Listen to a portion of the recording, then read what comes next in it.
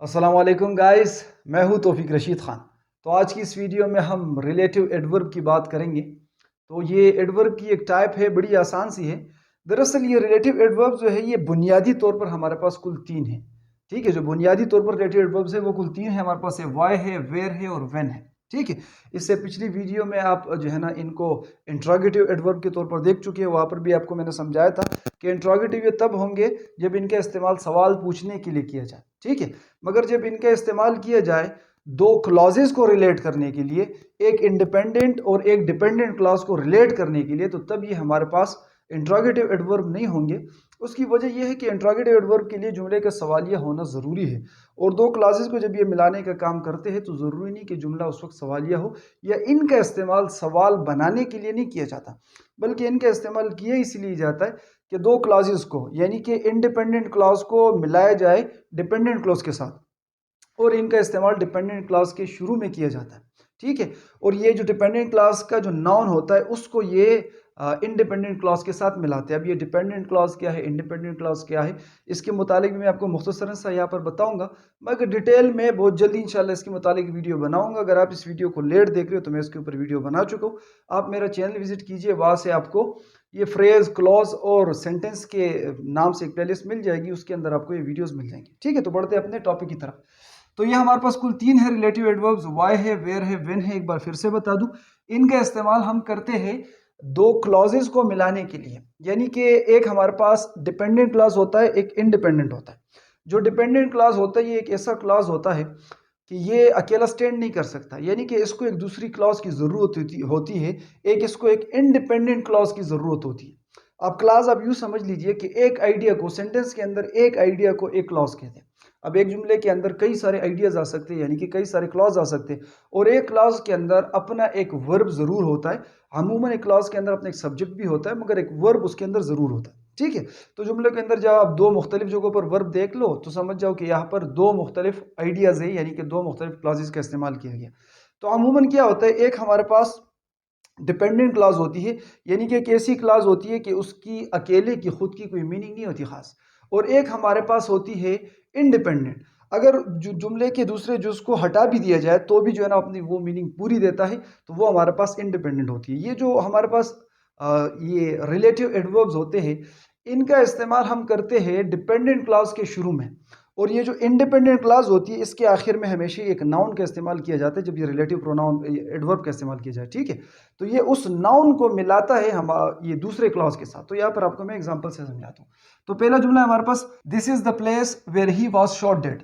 ये वो जगह है जहां पर उसको गोली मारकर हलाक किया गया। ठीक है, ये एक जुमला है, इसके अंदर दो आइडियाज है, एक एक जगह के मुतालिक बताया गया है और दूसरे किसी शख्स को गोली मारकर उसको मार देने के मुतालिक बताया गया है।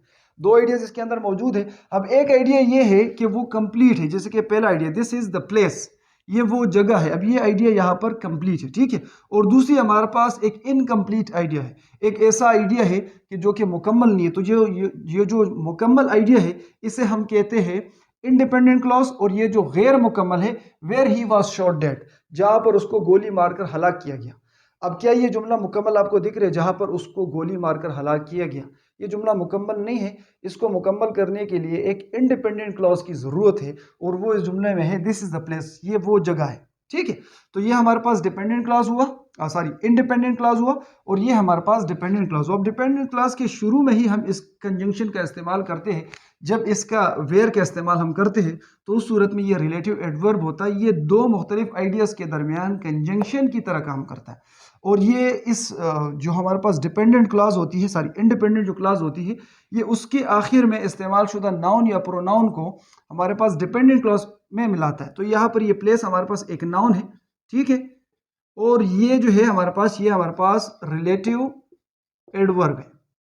ठीक है, तो ये रिलेटिव एडवर्ब क्या कर रहा है, इस प्लेस को इस जुमले के साथ मिलाने का काम अदा करेगा। और ये जब भी इस्तेमाल होगा ना, तो ये जो हमारे पास इंडिपेंडेंट क्लॉज होती है ना, उसके आखिर में एक नाउन का इस्तेमाल जरूर होता है जब इनका इस्तेमाल किया जाए रिलेटिव एडवर्ब की तरह। तो ये उस नाउन को, ये जो बकिया हिस्सा होता है सेंटेंस का, यानी कि जो हमारे पास इंडिपेंडेंट क्लॉज है उसके साथ मिलाता है। This is the place where he was shot dead, ये वो जगह है जहां पर उसको गोली मारकर हलाक किया गया।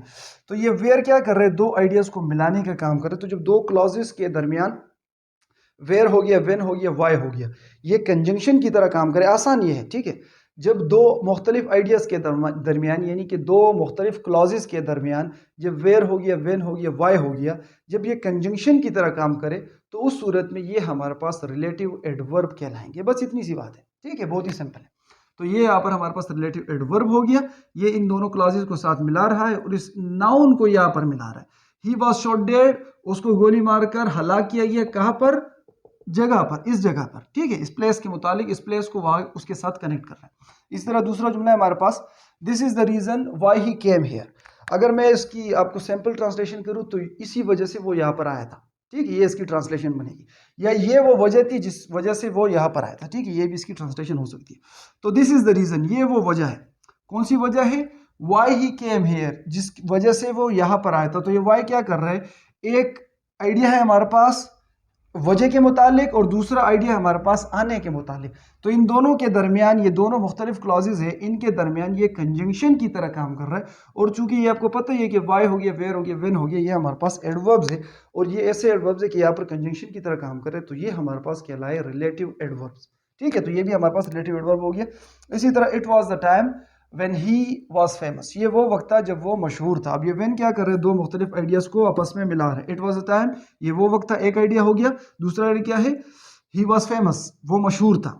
तो अब ये व्हेन क्या कर रहे हैं? दोनों को आपस में मिला रहे हैं। अगर चाहे हम इस व्हेन को हटा दें तो ये दो मुख्तलिफ जुमले हैं। It was the time, full stop लगा देंगे, ये वो वक्त था। ही वॉज फेमस, वो मशहूर था। अब ये व्हेन ने आकर क्या कर दिया? दोनों मुख्तलिफ दो सेंटेंसेस को एक कर दिया, यानी कि ये दो आइडियाज एक सेंटेंस के अंदर आ सकते हैं। दो मुख्तलिफ आइडियाज के दरमियान पुल की तरह काम किया, कंजंक्शन की तरह काम किया, दो क्लॉजेज को आपस में मिलाने का काम किया।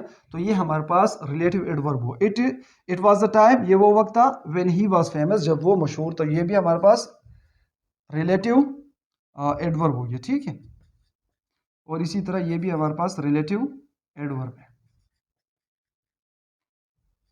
अच्छा, तो ये बुनियादी तौर पर ये तीन है, ठीक है। मुझे उम्मीद है कि आपको आज की वीडियो समझ में आ चुकी होगी, आपको ये बात जो है ना, ये वीडियो पसंद भी आई होगी।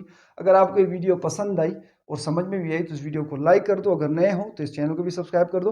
अपना बहुत सा ख्याल रखिएगा। अगली वीडियो में मिलते हैं। अल्लाह हाफिज़।